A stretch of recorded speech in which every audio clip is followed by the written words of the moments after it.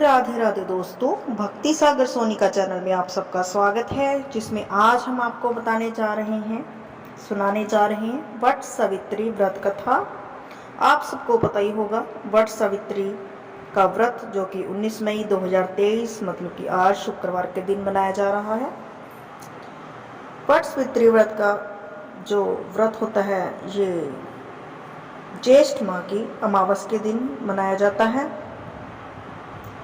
और सौभाग्यशाली स्त्रियां इस दिन व्रत करती हैं और विधि विधान से बरगद के पेड़ की पूजा करती हैं।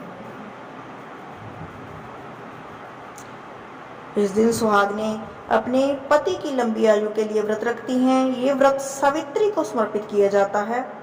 मान्यता है कि ज्येष्ठ माह के कृष्ण पक्ष की अमावस्या तिथि को ही सावित्री ने अपने पति सत्यवान के प्राण यमराज से बचाए थे।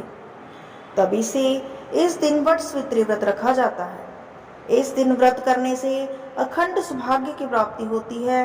विधि विधान से पूजा अर्चना के अलावा इस दिन वट सावित्री व्रत कथा भी पढ़नी अथवा सुननी चाहिए। वट सावित्री व्रत कथा हम आपके लिए लेकर आए हैं, आप जरूर सुनिए और यदि आपको अच्छी लगे तो इसको आगे भी शेयर कीजिए, ताकि आपके फ्रेंड सर्कल में भी इसको सब सुन सके और पुण्य प्राप्त कर सके। क्योंकि कोई भी कथा हो, जरूरी नहीं होता है कि उसका व्रत रखा जाए फिर ही उसको सुना जाए। व्रत को किसी भी कथा को सुनने का भी एक अपना महात्म होता है, उसका भी हमें उतना ही पुण्य मिलता है जितना कि व्रत करने का पुण्य मिलता है। तो यदि आपको हमारी कथा अच्छी लगे तो आगे शेयर जरूर करें, कमेंट बॉक्स में जय सावित्री मैया जरूर लिखें। आगे हम आपके लिए सावन में शिव पुराण की कथा लेकर आ रहे हैं, उसे भी जरूर सुनिएगा। तो आइए कथा शुरू करते हैं। वट सावित्री व्रत कथा। बोल श्री कृष्ण भगवान की जय, सावित्री माता की जय। पौराणिक कथा के अनुसार मद्र देश में अशोकपति नाम के धर्मात्मा राजा का राज्य था। उनकी कोई संतान नहीं थी। संतान प्राप्ति के लिए राजा ने यज्ञ करवाया, जिसके शुभ फल से कुछ समय बाद उन्हें एक कन्या की प्राप्ति हुई। इस कन्या का नाम सावित्री रखा गया। जब सावित्री विवाह योग्य हुई तो उन्होंने घूमतसेन के पुत्र सत्यवान को अपने प्रतिरूप में वर्ण किया। सत्यवान के पिता भी राजा थे, परंतु उनका राजपाट छिन गया था, जिसके कारण वे लोग बहुत ही दरिद्रता में जीवन व्यतीत कर रहे थे। सत्यवान के माता पिता की भी आंखों की रोशनी चली गई थी।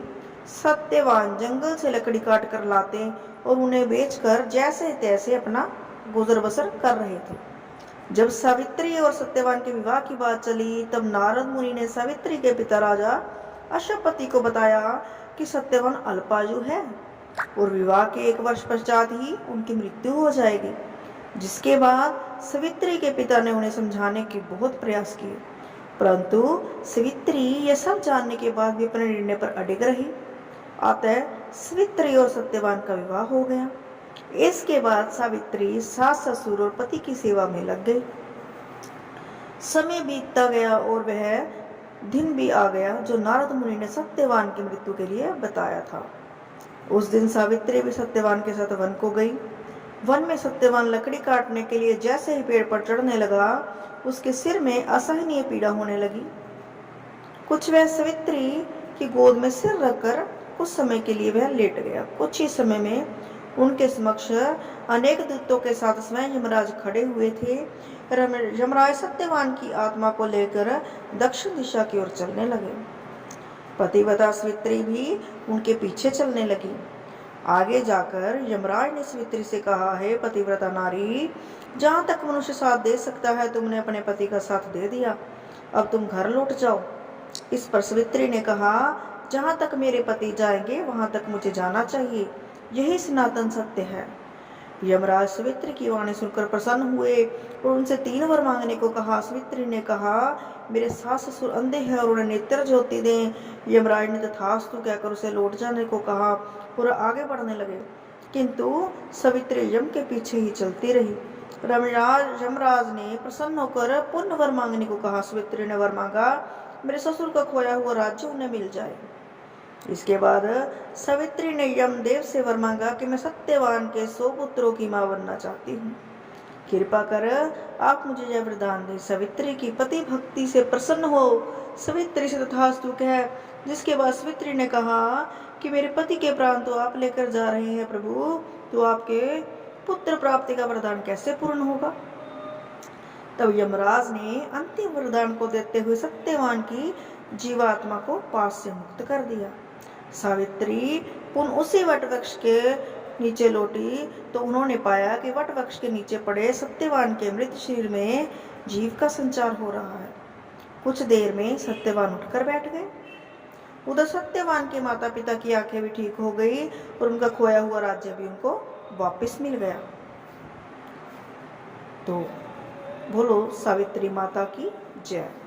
और इस तरह से सावित्री ने सत्यवान को जीवन वापस मांगा यमराज से और लास्ट में 100 पुत्रों की माता होकर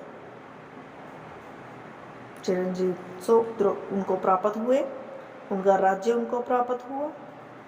उस दिन से ये वट सावित्री का व्रत किया जाता है और वट और सावित्री की ये कथा कही जाती है। यदि आपको भी हमारी कथा अच्छी लगी हो तो लाइक, सब्सक्राइब और शेयर ज़रूर करें। कमेंट बॉक्स में जय श्री राधे ज़रूर लिखें। यदि ये कथा को सुनाने में हमसे कोई भूल हो गई हो तो हमें क्षमा करें, क्योंकि जितनी हमारे पास कथा थी हमने आपको उतनी ही सुनाई है। जय श्री कृष्ण, जय श्री राधे।